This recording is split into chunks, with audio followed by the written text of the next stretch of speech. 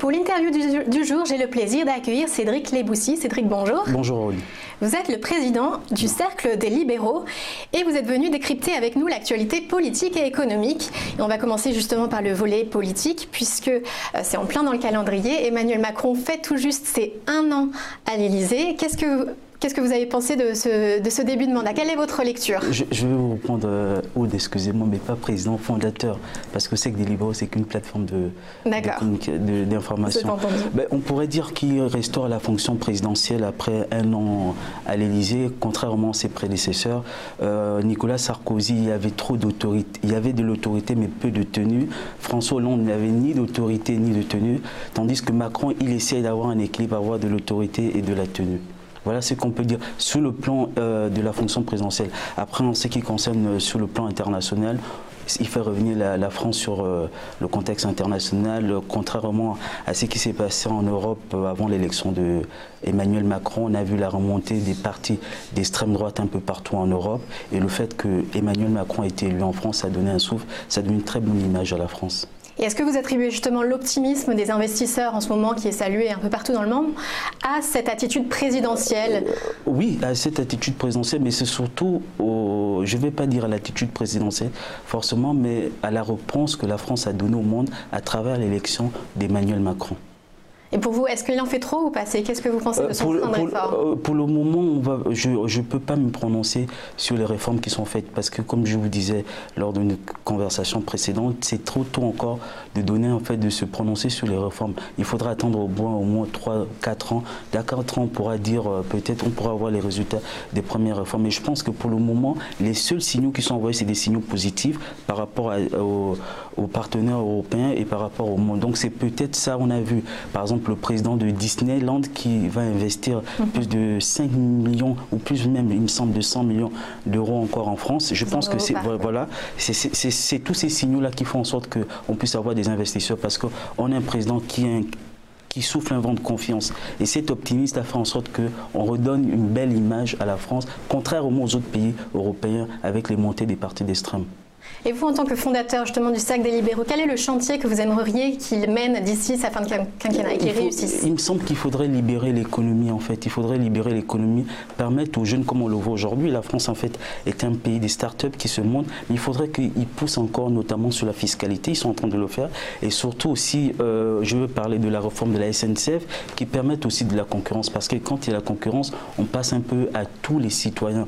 On l'a vu avec la téléphonie mobile. Souvenez-vous, il y a encore quelques années, les opérateurs que l'on avait ont payé des abonnements téléphoniques à 120 € l'abonnement téléphonique. Aujourd'hui, avec Free, pratiquement tous les abonnements, on a de tous les prix. On part de 20 € jusqu'à même 2 €. Donc je pense que la concurrence est très bien et c'est surtout pour renforcer les structures publiques, notamment la SNCF, par rapport aux concurrents. Si on laisse la SNCF telle qu'elle est aujourd'hui, avec la concurrence qui va arriver, ça serait très difficile pour la SNCF. Même si l'opinion, quand on écoute l'opinion, certaines personnes disent oui, on va faire disparaître tous les emplois publics, faire disparaître toutes les structures publiques. Mais il me semble que c'est une erreur. Il faudrait au contraire libéraliser. Attention, quand je dis libéraliser, voilà. Privatiser, il faut voir. Oui, il faudrait privatiser, mais c'est surtout préparer les entreprises publiques à faire face à la concurrence. Et justement, ça nous amène au volet économique. On va parler de la tech et notamment du retard européen en la matière. Est-ce que les grands du digital, enfin les Européens n'ont pas manqué quelque chose dans la course des grands du digital? Pour le moment, on peut dire qu'ils ont manqué quelque chose, mais il me semble qu'il n'est pas encore trop tard. On l'a vu avec le scandale de Facebook Analytica Cambridge, notamment sur les données. On l'a vu, pourquoi? Parce qu'on se rend compte que finalement, les citoyens européens n'ont pas la même mise sur leurs données, sur leur image aussi. Donc le manque peut-être de créativité au sein pas de créativité, de la création des nouvelles idées, notamment dans les réseaux sociaux, font en sorte qu'aujourd'hui, on est un peu perdu.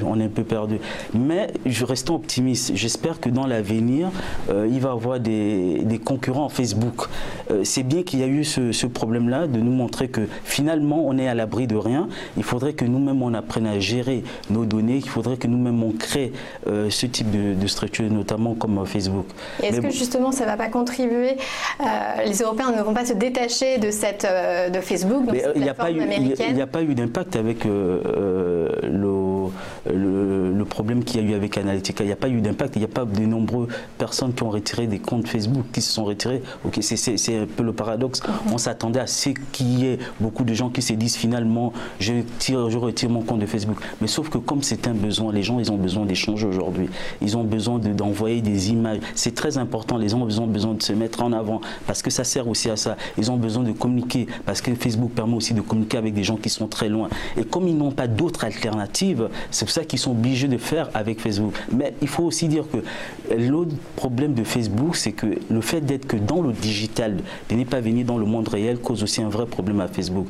Quand on regarde, aujourd'hui, vous n'avez pas de campagne de marketing Facebook. Toutes les personnes qui font des campagnes marketing, c'est les utilisateurs de Facebook qui font des campagnes marketing pour Facebook indirectement. Donc ça aussi, ça va jouer un gros problème à l'avenir.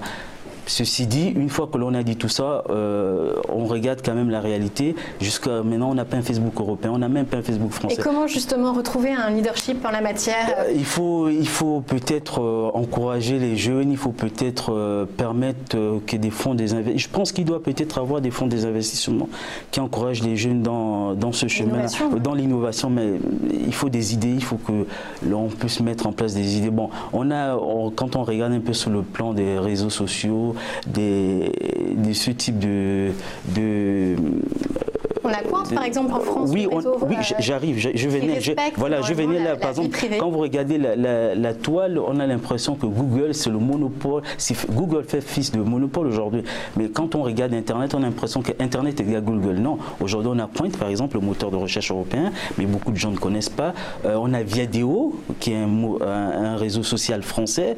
À part ces deux-là, il me semble qu'il y a d'autres réseaux sociaux. Je parle européen, mais notamment français. À part ces deux-là, pour le moment, on n'en a pas, mais je pense qu'avec le temps, ça va se mettre en place. Ceci dit, LinkedIn, Facebook, ils restent leaders. Chaque fois qu'il y a un qui essaie de surgir du marché, Facebook rachète. Ils n'ont pas réussi à mettre la main sur Viadeo. Viadeo a été racheté par Le Figaro, on le sait très bien. Et j'espère que tous les travaux qui sont faits aujourd'hui sur Viadeo pourront faire en sorte que demain, Viadeo pourrait peut-être être un concurrent pour Facebook. Mais la Chine pourtant a réussi à installer de nouveaux réseaux sociaux avec un peu de protectionnisme. Est-ce que ce ne serait pas la clé?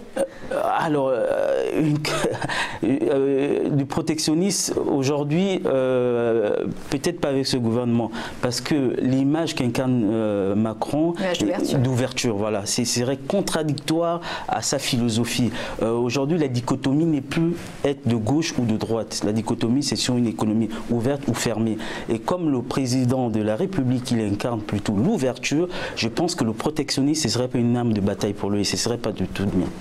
Voilà. Merci beaucoup, Cédric Leboussi, fondateur du Cercle des Libéraux. Merci.